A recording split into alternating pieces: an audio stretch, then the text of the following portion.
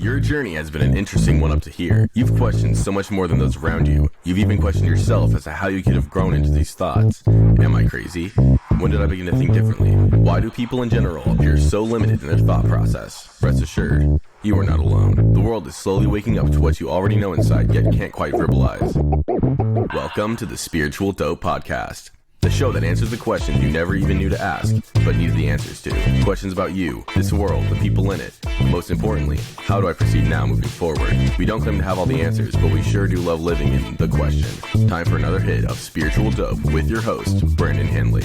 Let's get right into today's episode. Hey there, Spiritual Dope. I am on today with our special guest, William Gladstone, and he is the co-author of the books Tapping the Source, The The Golden Motorcycle Gang, and author of the international best-selling novel, The 12. Gladstone is considered an international expert on the indigenous cultures and the meaning of 2012. He is also co-producer of the highly acclaimed film, Tapping the Source. As a literary agent, Mr. Gladstone has worked with some of the most respected and influential authors of our time, including Eckhart Tolle, Deepak Chopra, Neil Donald Walsh, and Tom Hartman, and last but not least, and of course not even probably the tip of the iceberg, but Master Shah, who I recently interviewed, and that's how I found out about the guy behind the scenes, William Bill Gladstone. Thanks for being on today. It's a pleasure, and I'm glad that you had the opportunity to interview Dr. Shah, Master Shah. He's kind of a hidden secret right now. He's not really hidden, but I've represented Neil Donald Walsh. I've done deals for Deepak Chopra, Marianne Williamson, Marie Kondo, and there's a level that they have in terms of their visibility that Dr. Shah does not. And it's kind of ironic because Dr. Shah, in some ways, is a more important spiritual teacher. What he's able to do, and I was so intrigued. I've worked with him now for about 15 years that I actually investigated. I wrote this book, Miracle Soul Healer, Exploring a Mystery. And it really is a mystery. Not only does he have the ability to heal people, but he's been able to train other people to heal people. And that to me is like mind-boggling. How does that happen? So, in the 10 years since I originally wrote Miracle Soul Healer, I've learned a lot more about Master Shah. So we're re-releasing the book. It'll come out in a couple of weeks. And that we've changed from exploring a mystery to documenting a legend, because it's my belief that he's going to become a legend, just in the way that Edgar Cayce is a legend, as a legendary healer. What Dr. Shah has been able to do is extraordinary. And what's almost more extraordinary is that he keeps reinventing himself. It's like he started off, as an acupuncturist. I mean, he's got degrees in medical, traditional medicine, but also Qigong and Tai Chi and acupuncture and herbal medicine. So he just has a very exploratory nature. He never is satisfied, even though he's always wanting to learn and develop himself. He's just a very creative human being, very intelligent human being. And so a few years ago, right at the beginning, when I agented his first big bestseller, he already had bestsellers before I started agenting him, but the first one I did was Miracle Soul Healer. And he included a calligraphy. And you can see behind me, I have a calligraphy now. I was gifted one by him, which is wonderful. But at the time, it was like, oh, now he's really gone too far. Now he's saying that this calligraphy, this piece of art, this piece of paper has healing properties. I said, no way. Anyway, I got up on stage. I remember I was at a 101, Author 101 event with Rick Fishman, who actually introduced me to Dr. Shah. This is, when the book first came out, at least 10 years ago. And, I presented the book, and, I was a little bit, I don't really know if this drawing, is, but the rest of it, I've checked out, it's really interesting. And I remember when I got off the stage, someone came up to me because we had given out some copies, and they said, I'm a something impact. And I opened the book to the page, and the energy from this is just incredible. And I'm like, well, I guess maybe there's something to it, because I thought it was pretty far out there. And that was really, when that happened, that's when I started, to because I have degrees from Harvard and Yale. I published articles in Yale Scientific, and my father was a chemist before he became a book publisher. So, I have a grounded skepticism, healthy skepticism about these things. Sure. And so, but now I was intrigued. So that's when I did the original interviews. And I interviewed over 100 people when I wrote Miracle Soul Healer. And there's absolutely no way you would have so much positive results just from the placebo effect. I've studied the placebo effect, and there's something to that, but there's something actually going on. So that's why I've continued to be in contact with Master Sha. Like him, I also like to keep exploring and growing. So I finally realized, even though he gifted me a calligraphy, I didn't really pay much attention to it. But then recently, I came up with the idea that we should do these NFTs, non-fungible tokens, and we should, do one that was, going to give financial abundance to people. Because in addition to healing, there's other blessings that are communicated through the calligraphies. And I was skeptical, but it's like, it's not going to hurt anybody. If they believe it and it works for them, great. I'm not saying it's going to work, but just as a collectible, because the art itself has value. So we did 5,000 of these prints, electric prints, and we sold all of them at $2,000 each, generating $10 million. So that got even more of my attention. It's like, whoa. And out of those, I think they sold like to 1,500 people, because a lot of people bought 2 or 3. Wow. But there were at least 600 people who wrote in within weeks of getting this calligraphy. My financial world has been, evolving. And I'm like, okay, if that's happening, I guess it's happening. I still don't understand exactly how it happens. But then, so I'm like, okay, this is really amazing. I get a call from Master Sha. He says, my new thing is song. I have this special Tao song. And I'm going to give all my healings now through the song. And I'm like, okay. And I want you to organize the concerts. And I said, but Master Sha, I'm a literary agent. I don't really understand the world of music. You got to give me, we just started all these, because now we're also selling the original calligraphies. I sold one for $1 million. I mean, it's big business. I said, let me focus on these things that I understand and I'm already doing. And he said, well, but heaven says you can do this. You know everybody. And I said, well, I used to think that was just sort of like a joke. But when he says, heaven says I know everybody, it means I will know everybody. If I don't know him now, the right person will appear. For sure. He's kind of on a spiritual mission. And I mean, this is true. I mean, I don't believe it myself, but 2 days after he asked me to represent and find a record label for him. And I told him, look, give me 6 months. I've got to focus on all these other things. My daughter, who's a ghostwriter, called me with a project. And it was a project related to a marketing expert, actually 2 marketing experts that wanted to use her to write a book.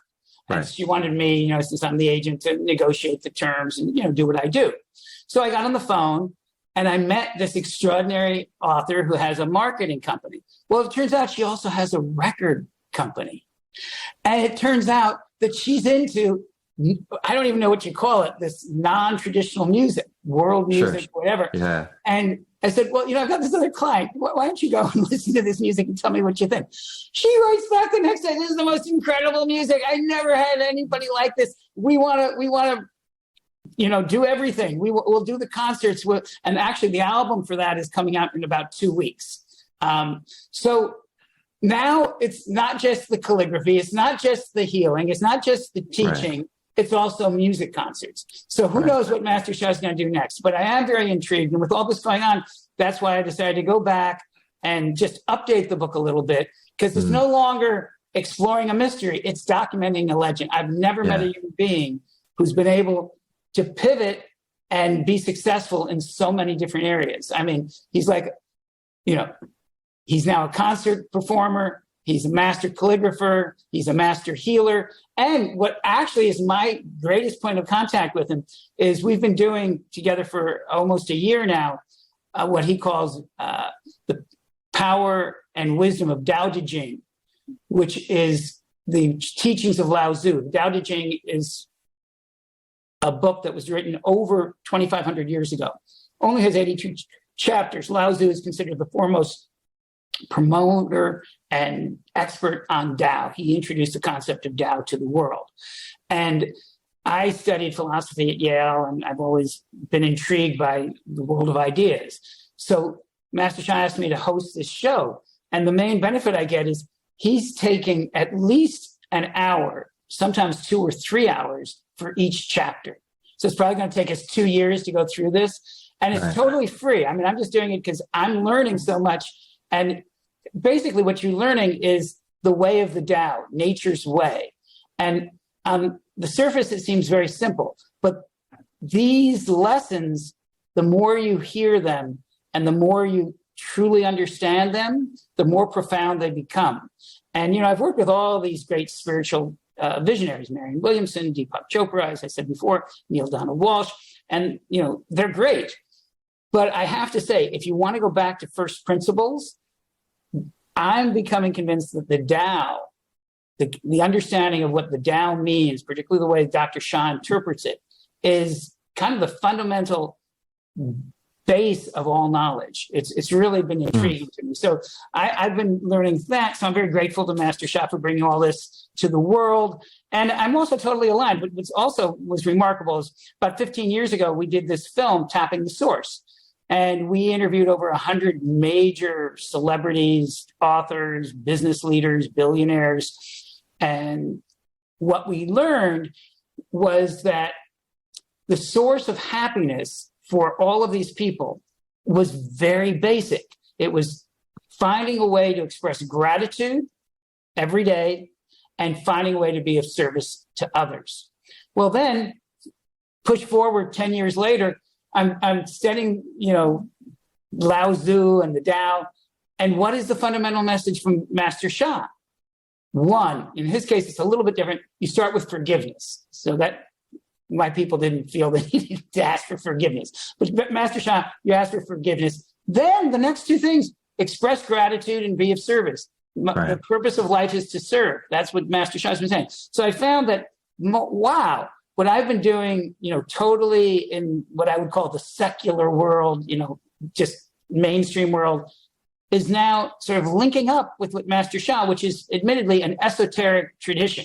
I mean, not everyone is going to resonate, with the Chinese language and the Chinese philosophy, but they really are one.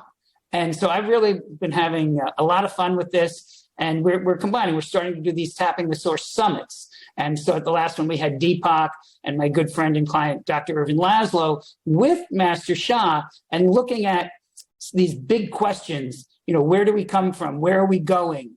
Why are we here? What is the nature of reality? What is the nature of our universe? And it's really interesting as we go forward, because there is a common thread, and there is a way of raising the awareness of the average person, because it may not seem like it's such a big deal, but it's actually a very big deal. If the majority of people on our planet had a greater sense of who they really are, not just in terms of their personalities, not just in terms of their family background, but who they really are as, for lack of a better word, spiritual beings, universal souls.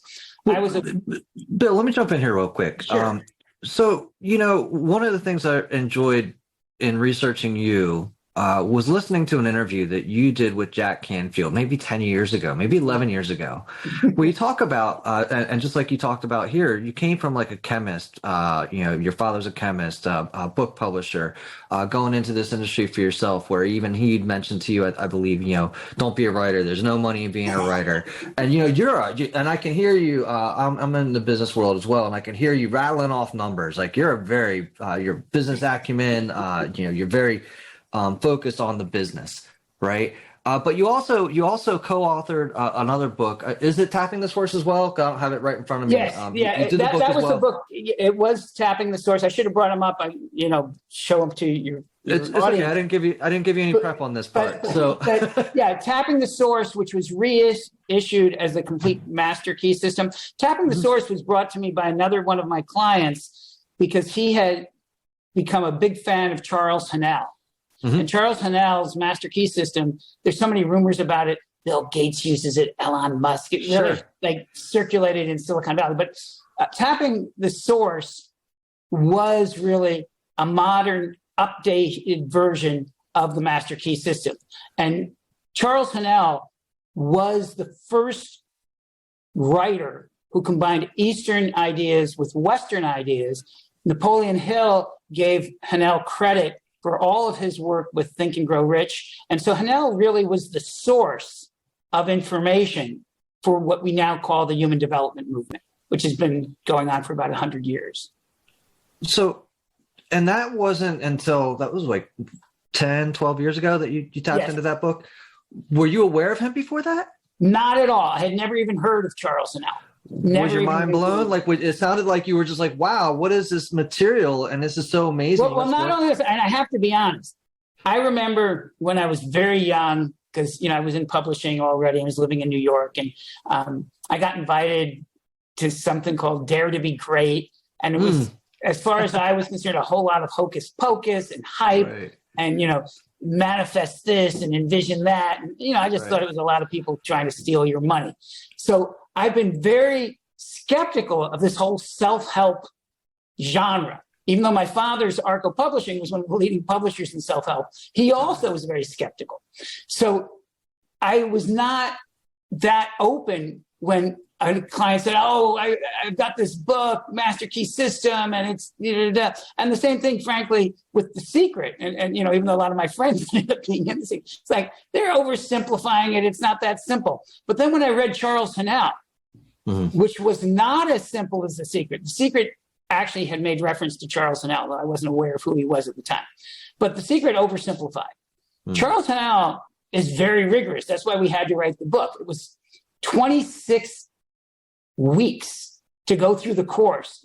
In those days, you have to understand, this is 100 years ago, you had to pay a dime for each. So it was $2.60, which is probably like $2,000 today. But you had to complete each lesson, and then you get the next week's lesson. And each lesson required an hour of meditation, and it was very complicated. But when I finally read the material, I understood why Napoleon Hill and others had gravitated to Charles Hanel. He really had found some principles, and they've been misrepresented too often. For example, the law of attraction, according to Charles Hanel, is really the law of love. And it simply means if you're emanating energy of love, you're going to draw energy of love back. It doesn't mean you're going to get a one-to-one correspondence. You send out energy of love to someone who's, in a bad mood, and they're not going to send you back love. They may send you back, something you don't want. Cease and desist. But over time, if you are able to generate an energetic field of positive energy will be drawn to you. And this is very interesting, turning back to Master Sha, because now I'm beginning to understand what happens with these calligraphies. He puts so much love into these calligraphies, it's creating a field. And so it's not hocus pocus. There's actually reality to what is going on here. But yes, I have a very grounded, and I thank my mother. My mother was very inspirational. She wanted to save the world. She really had a big heart. My father wanted to have fun, and he wanted to win. So he came up with all these ideas, and he made a lot of money doing things that nobody else had ever done in book publishing, and he had a lot of fun doing it. And he never took any of it too seriously in terms of the actual content of the books. So I this combination, I like to have fun, and I like to make money. It's fun. And I've made a lot of money. I mean, it's really, if you look at everything we've done, it's in the billions of dollars. Not that I've personally made, but that I've generated for the book publishing industry, and a lot of it for my authors and a lot of it for myself and my company. So, and I even wrote a book called Be the Deal that I wrote in 7 days, because I also launched the very first print-on-demand book company, and we needed proof of concept. So the first print-on-demand book ever written by a solo author, and I have to say that because the same day that I finished my manuscript, we got hold of the Starr report, the thing about Clinton at the time and the sex scandal with so that was actually the very first print-on-demand book. Mine was the first solo authored book. And we actually got an investment of $28 million from Barnes & Noble based on we now had proof of concept. So yes, I have this wonderful combination of, from my mother, I get this sense of, purpose and wanting to help others. And then from my dad, I get this feeling of, hey, let's have fun and let's see how much money we can make and what new things we can do. And I think that they go together well. I think that when, like we changed our mission statement about 20 years ago to Waterside Productions exists to help authors and publishers create and distribute books that will make a better world. So that's really what our focus has been. And if you focus on creating a better world and having fun, you're probably going to make a lot of money if you're successful in doing that. Well, absolutely. How could you not, right? And I think that there are ways that you could not, obviously. But if you take a look at and just so you know too, it's funny that you did that project with Charles Sinal. I did a project myself on that same book, right? I created an audio where I put like isochronic tones and like biorhythms and like the sounds of nature all behind the reading of the book so that somebody could listen to it in that same way, right? And just kind of get the content. And I released it in the same way that he released it, like in a weekly format, right? Because that was the way that it was originally meant to be consumed, was just like our online courses today, right? This is just, that's what he was doing back then. So I thought that was pretty interesting. But what you're doing, whether or not you know it or knew it at the time, was you were already being of service. And I think that Wallace D. Wattles also talks about this, which is another guy. But Napoleon Hill too talks about how if you're doing these, whether or not you're using a law of attraction, like your friends Jack Canfield and all these other people are going to say, you're using it, right? So you're being of service. You're helping people get access to some of these books. You may not already believe half of the stuff that you're seeing in here. You're like, all right, whatever. And you brought up something really, really, really important, in my opinion, is you went to this seminar called Dare to Be Great, and you're like, are these guys selling snake oil? Right? Is basically what you're saying. But here you are selling calligraphy. Yeah. Right. What has changed, I think, inherently in you? Because again, the Jack Canfield audio you talked about, you said you weren't that into personal development at that time and in this space so much. But it seems though, over these past 10 years, maybe longer, that you've kind of fell into the space and you're believing more, like you were talking about, emanating this love, and it's going to come back. Basically, it's seeing the results, seeing that it works. I mean, when I went to that Dare to Be Great seminar, I mean, the guys, they look like used car salesman. I mean, I just didn't get a good vibe from them. And I don't know whatever happened with that organization. I didn't enlist, but, it's kind of like any of these. And, Scientology, I think, is the same. I mean, I hesitate because you got to watch out. There's all these organizations that'll come after you and say they're negative. But, they're really self-based organizations. They're not real. They claim to be of service to others, but if you go behind the scenes, you find out that's not really the case. So you do have to be careful and exercise caution. But when you do find an organization like Master Shah's, and I've done all the research, and I've met all the people. That's why I wrote the book. It's really selfless. He doesn't need money. He doesn't care about money for himself. Yes, his organization to grow, and he does care about having the biggest impact. Well, what is money? Money is energy. If you don't have it, you're not going to grow. But yes, it's more seeing the results. I've personally spoken and met with dozens, really hundreds of people whose lives have been significantly improved because of either the calligraphies or the teachings of Master Shah. So, I've seen the results. And, he's not a perfect human being. I'm sure he's had his failures, and, he's very cautious to say, I am not guaranteeing anything. That doesn't work for everybody. And there's one thing about Dr. Shah that, I was super skeptical of because it was too easy. Explanation of why things wouldn't work, which is, in the end, it's all about karma. And if you have bad karma, I can't help you. I can help you, but I can't totally help you because we each have our karma and our path. And there is truth to that. But I was skeptical because, that's too easy. If it doesn't work, it's all on the patient. So but then as I've dealt more and more with Master Sha, I've seen that he is authentic and that his system does work. And I'm still on the fence. I just had this conversation with Master Sha a few days ago about the nature of karma, because as I become more immersed in Lao Tzu and the Tao, karma exists, according to Master Sha, at the level of the human experience of the earth, the world of things. We have the world of nothingness and the world of things. And I've always been sort of more drawn philosophically to the world of nothingness, the world that includes nothingness and the world of things. And in the world of nothingness, obviously there's no karma.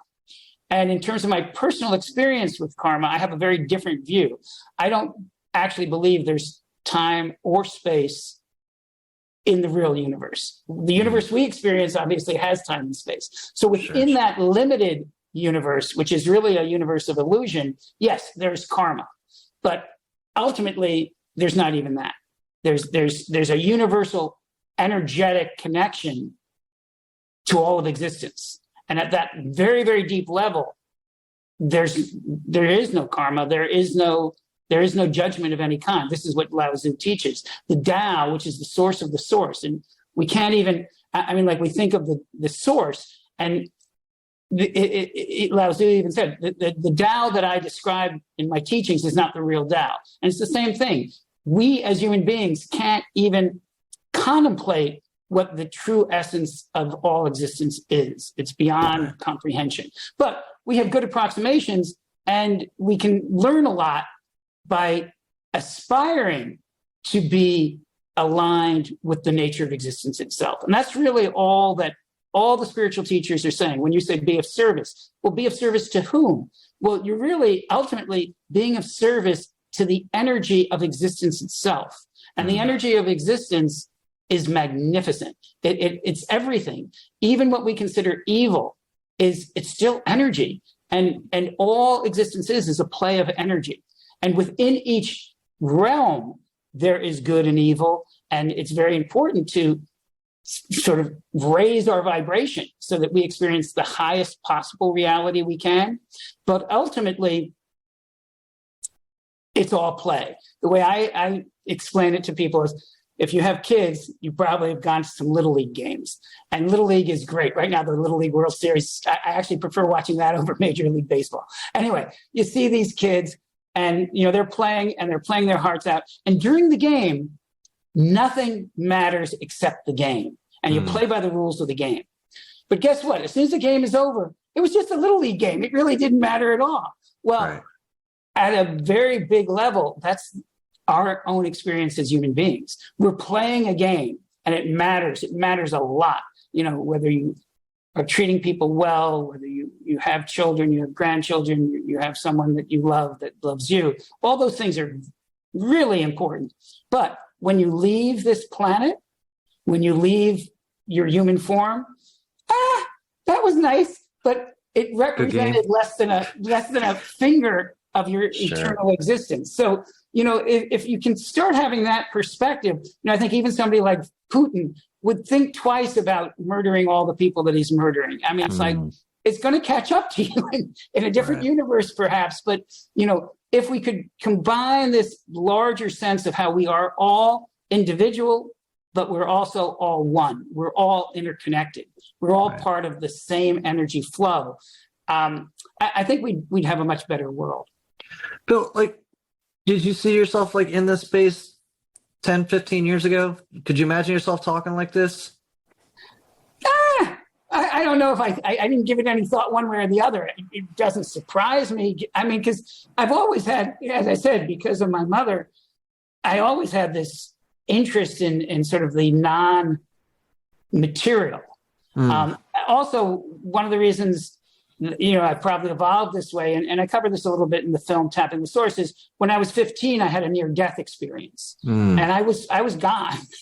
Wow. I mean, it was an interesting experience, but I was on my way to wherever it is I was headed, and it wasn't on this planet, and I was not forced to leave. I was sort of given a choice, and frankly, I mean, I'll tell the story because it's kind of interesting. So I was 15 years old, and I had the flu. and I had a really bad case of the flu, kind of think COVID, it wasn't good. And in those days, we actually had a family physician, and he would make house calls. But he said it was February, and I was living in Westchester County, and it was kind of snowy, and travel was not that easy. And he said, "Look, I'm really busy. I can't make house calls, but I've got other patients who've come down with this flu. I've got something that I think will help if you can bring Bill in."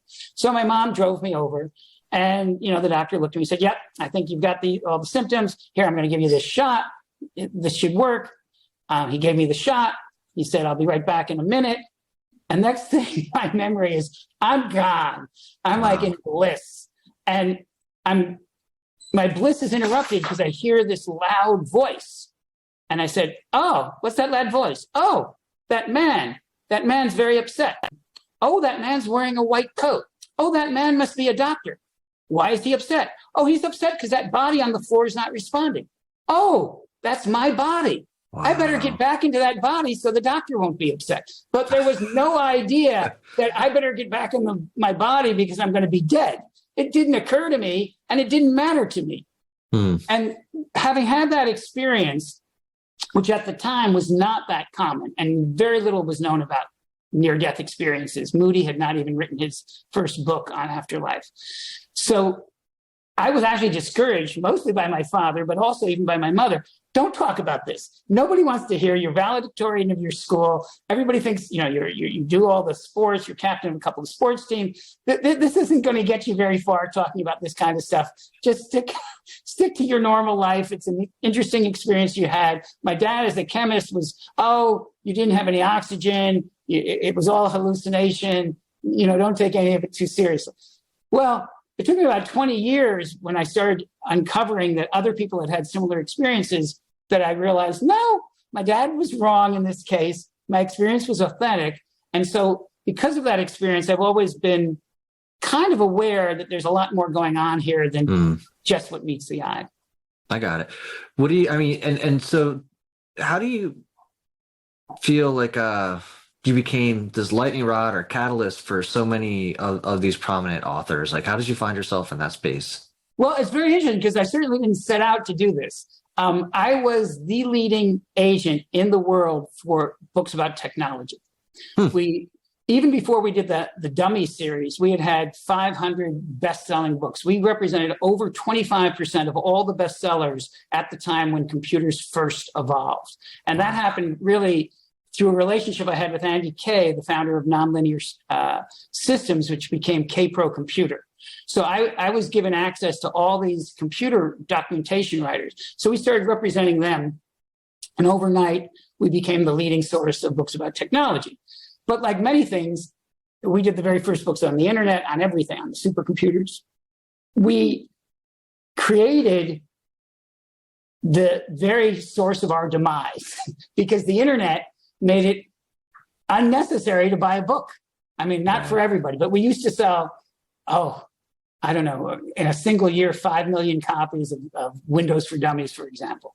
Now we still sell it, but, I think it's down to like 100, 200,000 copies, which is not insignificant, but compared to 5 million, not exciting. So when, and our business was booming and, we were doing, great business. But then when the internet crashed and the need for these books also faded because there wasn't as much innovation. There's, now we've got Twitter. And there's still things happening. But compared to the boom of the late 80s, early 90s, where you had a new computer, a new software program, and these things, just took the world by storm. You actually had more space in a Barnes & Noble dedicated to computer books than to fiction.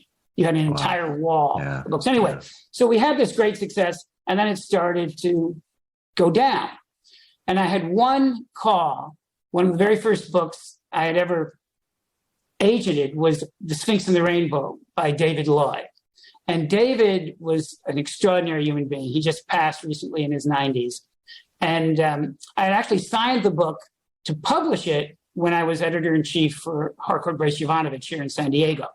But I left Harcourt to create Waterside Productions, and they canceled the book.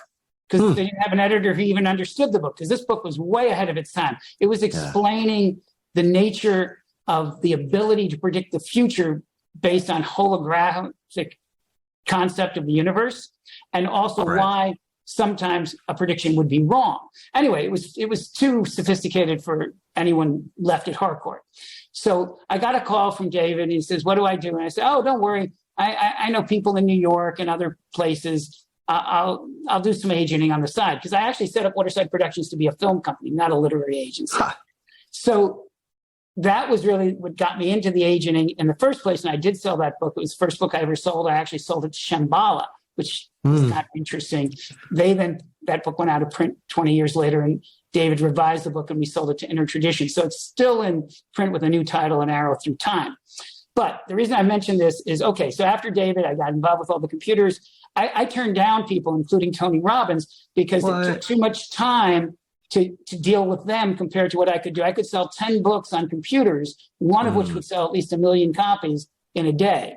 And, and you know, Tony, I love Tony, and we met, but, you know, he needed a lot of hand-holding at that time and guidance. And I was like, Tony, it's just not really worth my time. So I turned him down. Yeah, I don't regret it. And, you know, it would have been worth my time as it turned out, but, you know, who could have predicted it? But in any event, you know, and I've made bigger mistakes. I turned down Jeff Bezos. I could have been one of the seed investors in Amazon. And I turned that down because the business plan didn't make any sense to me. So I've made my mistakes. I don't, you know, whatever. That's interesting. But back to David Loy. So David calls me up, and it's just the right time. He says, "I've got this friend.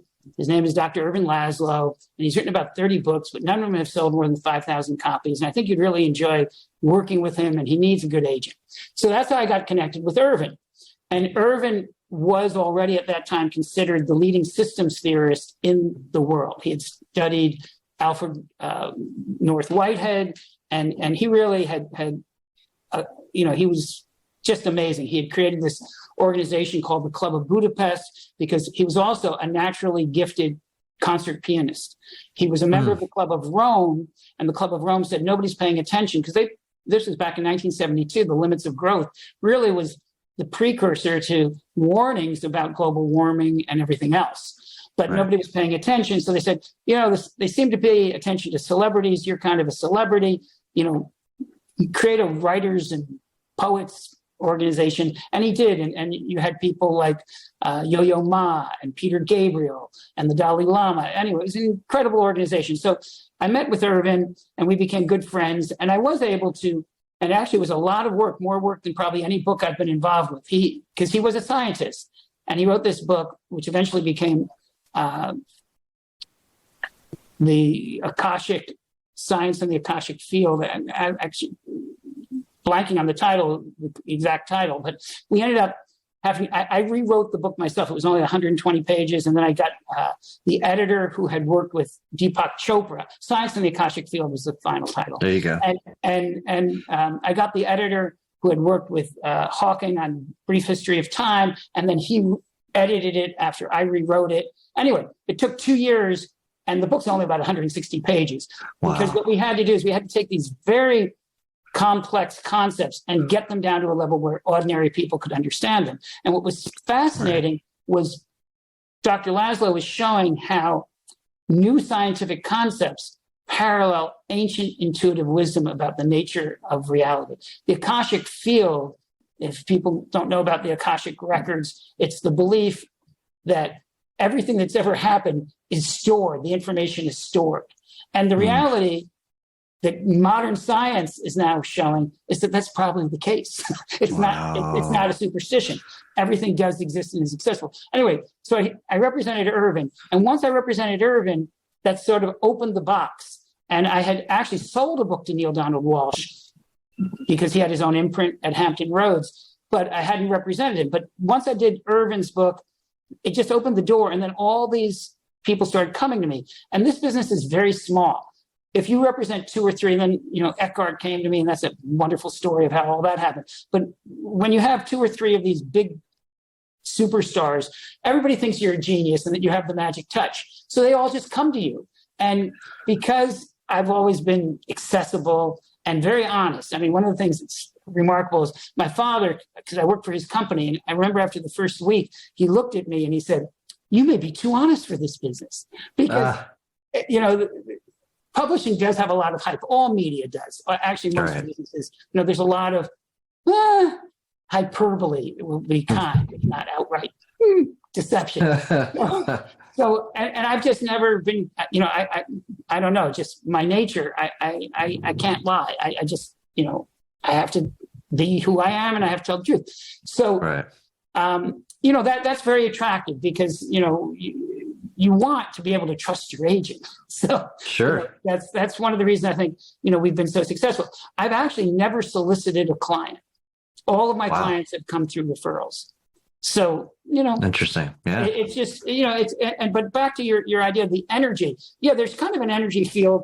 I think that calligraphy helps actually, I think, to create the vortex, but I've always had it. And I mentioned this to Master Shah because he like, well, why don't you share that, some of your success comes from all these calligraphies and things. I said, well, that's true. But, I want to be honest. I've always had the success. Actually, what the calligraphies are doing for me more than that is allowing me to enjoy the success at a higher level because I do have, or I did, and I think I've gotten a little better at it, very impulsive side, where I've thrown money at things very foolishly. I've given money to people I shouldn't have given money, and I'm being more respectful. And I think part of it is because of my interactions with Master Shah and the field that I think he continues to help create. But yeah, there's kind of a vortex of energy right here in my little office where I don't have to do anything. I just wake up every morning and out of the blue, and particularly right now, it's sort of intensified. I have had at least 6 billionaires contact me in the last year, all of whom either want us to agent them or publish them. And, you can't invent stuff like this. It's kind of miraculous. I'm listening to another Tibetan Buddhism book. I forget the master's name, but he has this line, and it sounds kind of like your life at this point in time, right? I have everything in the world comes to me, right? That's kind of what he says, and there you are, right? You are that vortex. The energy is coming back into you, and I love it. Bill, what's next for you? What are your thoughts? Where do you see? I actually see. Yeah. My main focus, I maintain my health and, enjoy my kids and my grandkids and, try to give back. So how do I give back? It's what I do best. So yeah, we're just doing everything at a higher level. We're starting to do these big concerts for Master Shah. I think we're going to reach a lot of people through those. We're going to do calligraphy exhibitions. I think we'll reach a lot of people through that. We're continuing to do our NFTs, non-fungible tokens, for other authors. I just signed up Napoleon Hill Foundation to do some NFTs. I'm working with Mark Watts, the son of Alan Watts, to do some NFTs there. Interesting. And some of these billionaire clients that are coming to me, I've been a big champion of heart math, and so. Yeah. They have a new initiative, and there may be one level of it, which also includes NFTs, which are able to measure your individual contribution to creating global coherence and reward you in some way for positive behavior that leads to coherence. I do think that coherence and raising human awareness is kind of the most important contribution that I can make. And I think that I'm in a position where more and more things are coming together. I can envision sort of like the equivalent of, Live Aid concerts, beyond just Master Shah, just major healing concerts that raise awareness and that, make a positive contribution. I also think that, there's a reason. I mean, some of these billionaires have called me up and said, I had a reading. They have their own spiritual paths. And my spiritual, some of them have basically said that I was predestined to appear in their lives and we're supposed to do something together. And none of us know exactly what we're supposed to do together, but there's a number of things that I can envision. And I just see, it's sort of like, I always go back to the movie of the young man Karate Kid, wax on, wax off. And, then eventually you get into the main stage. And despite everything I've done, I really think most of what I've done is kind of wax on, wax off. It's not really the main event. And I kind of feel that I'm still not quite on the main stage yet, but that's coming very soon. And, we have a number of things we want to do. We want to reissue the Tapping the Source film. We want to interview more spiritual. I wasn't able to get that on I wasn't able to. I wanted to watch it really quick, and I wasn't able to find it on Amazon Prime. Well, because we've taken it down temporarily because we re-edited it. Got it. Just send me an email after this, and I'll get it out to you. And yeah, you'll love it. It's really. I mean, I watched it after 10 years, and it mostly is due to my wife's production and editing. But it's really, I mean, it's fantastic. It's just it's so inspiring and so wise. There's so much wisdom. It's the kind of film you could watch 5 or 6 times, and you'll learn something new every time. Right. But I see that happening. I see interviewing more and just getting more visibility for the kinds of things that I've been doing and being more. That's why I'm doing the show with you. I mean, I don't need it and I don't seek it. I don't not enjoy it, but it's not necessary for me to be, I did all that in my 20s, but if it's going to serve, I'm very happy to do it. I mean, I was on the Today Show. I was on, I've done all, I've done a lot that, most people and myself included, when I was very young, it was like, oh boy, that would be the pinnacle of this and the pinnacle. And I'm in a nice place where,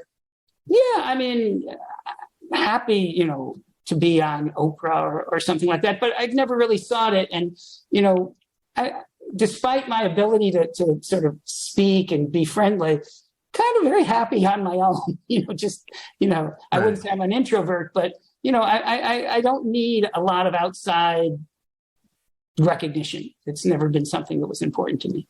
Sure. No, that's important too. So, I mean, you've played a major role, I think, in the spiritual evolution of so many people, and not a lot of people know that you've played that role, which I think is pretty neat. And again, it goes back to you have been of service all these years to so many people. They just may not know you directly, and that's what I thought. It's very touching you say that, because one of my very closest friends passed just a few months ago, Michael Gosling, and about 10 years ago, I was going through, we all have challenges, and there's some things that were going wrong. And I actually was feeling like a failure. I actually was. And I remember Mike and I have known each other. I actually started Waterside in his office, 40 years ago, 40 plus. And he just said, Bill, you've helped so many people just with the computer books. Do you realize how many millions of people, hundreds of millions of people have benefited from what you've done? And that was really a wake-up call. And it really got me through that little bad stretch. It was like, oh, okay, I'm not a complete failure. I've done something of value. But it's interesting. We just did a class on the Tao with Lao Tzu, and the greatest leader is the leader that no one even recognizes.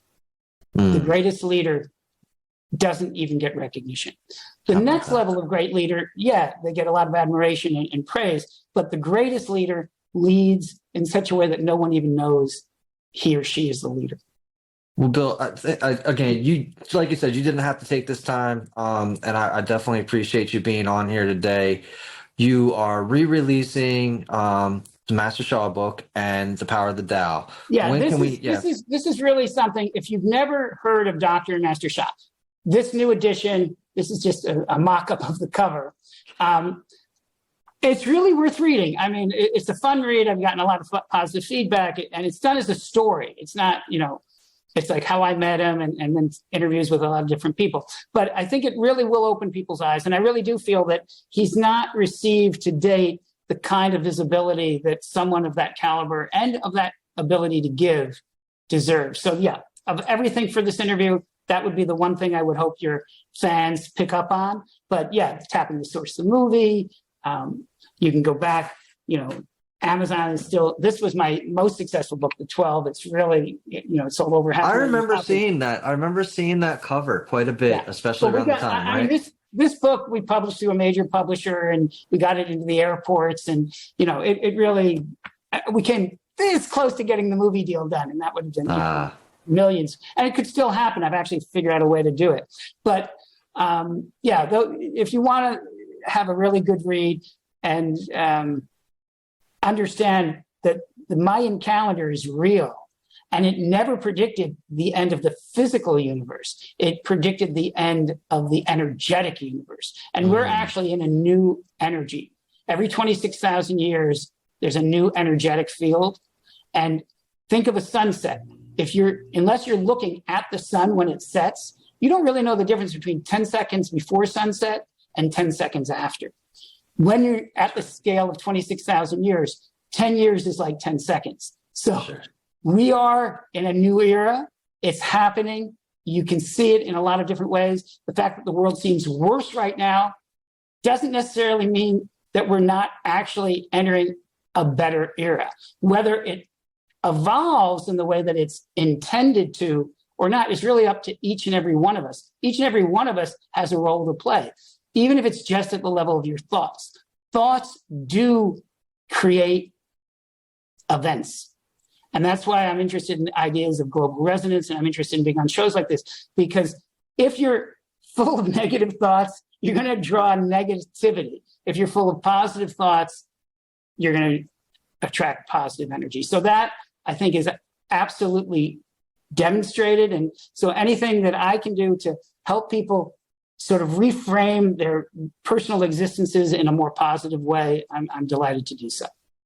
Thank you so much. But where can people find out more about what it is you're doing? Where would you send people to go? Oh my gosh. Well, the best is, I guess, just www.waterside.com. I'm not into self-promotion, so I don't really know.